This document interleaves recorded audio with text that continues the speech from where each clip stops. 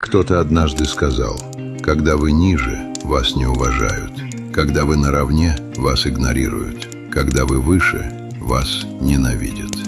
Не ждите признания. Занимайтесь тем, что приносит вам удовольствие, и живите в радости.